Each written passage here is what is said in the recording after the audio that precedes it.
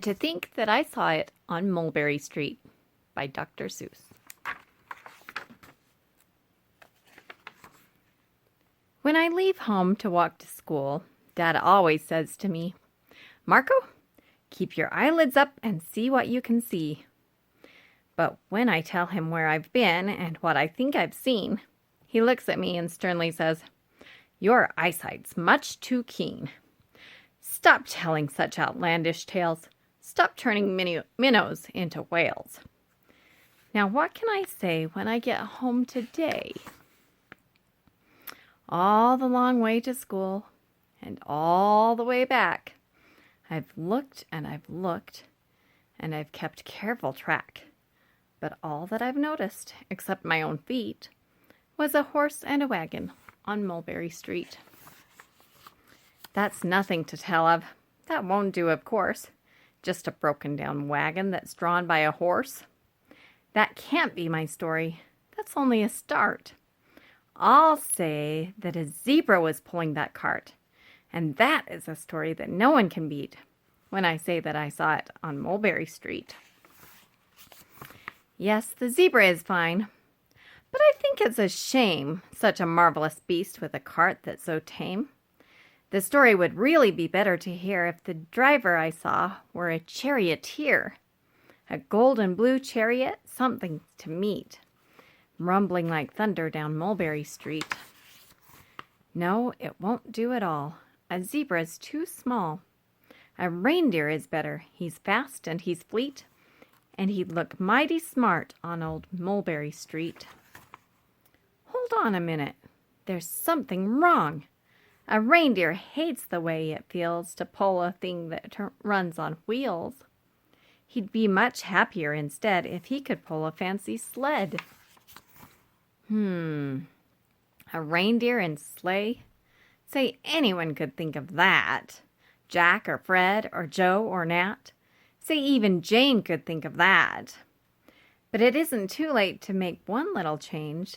A sleigh and an elephant. There's something strange. I'll pick one with plenty of power and size, a blue one with plenty of fun in his eyes. And then, just to give him a little more tone, have a Rajah with rubies perched high on a throne. Say, that makes a story that no one can beat when I say that I saw it on Mulberry Street.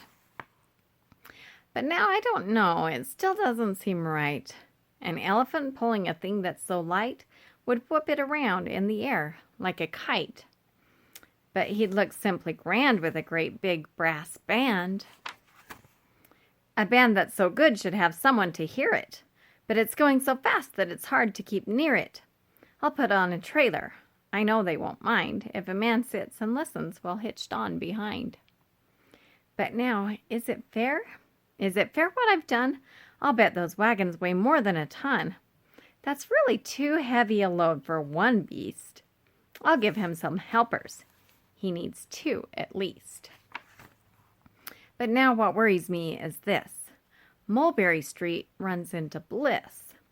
Unless there's something I can fix up, there'll be an awful traffic mix-up.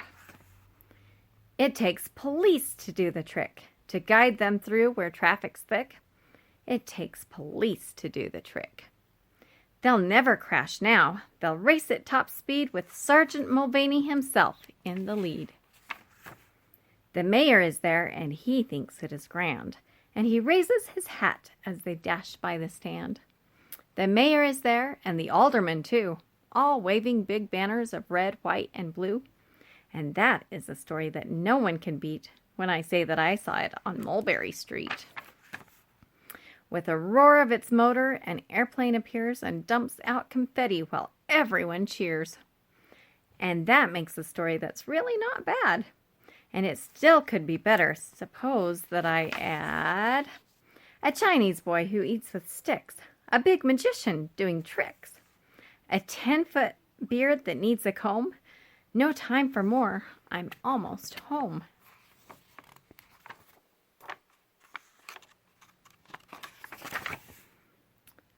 I swung round the corner and dashed through the gate.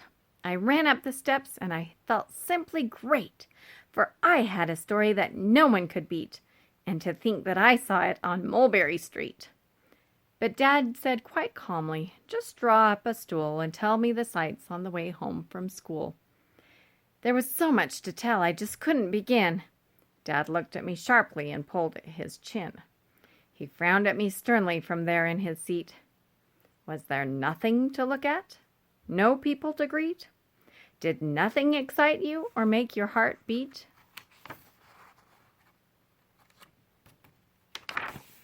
"Nothing," I said, growing red as a beet, "but a plain horse and wagon on Mulberry Street."